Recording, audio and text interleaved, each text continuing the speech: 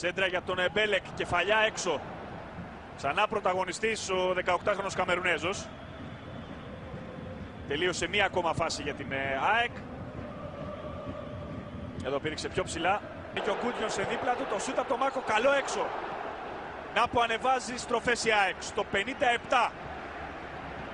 Μερικά μόνο δευτερόλεπτα μετά το σούτ του Γκούντιονσεν θα έρθει ένα ακόμα από τον Μάκο αυτή τη φορά, που πήρε καθαρά την μπάλα εδώ από τον Κοσκάτζε.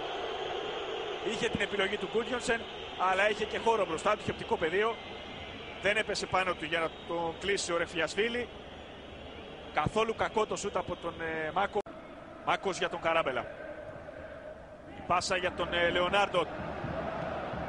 Πρώτη επαφή με την μπάλα. Το σούτ από τον Γκούντιονσεν με τη μία, θα πέσει ο Λορία. Να μια καλή φάση για την ΑΕΚ μετά από αρκετή ώρα στο 56.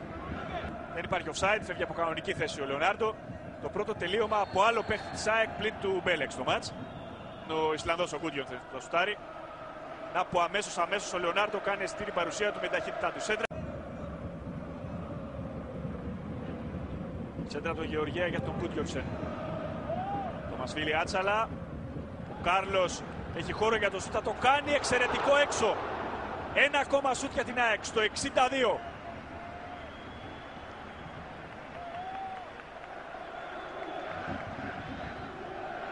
Ξανά η προσπάθεια από τον Χωσέ Κάρλος. Κατέβασε πάρα πολύ ωραία, έφερε την μπάλα στα αριστερό. Ένα σούτ με εσωτερικό φάλτσο πάνω από την εστία του Λορία. Εξαιρετική προσπάθεια από τον 24χρονο Ισπανό.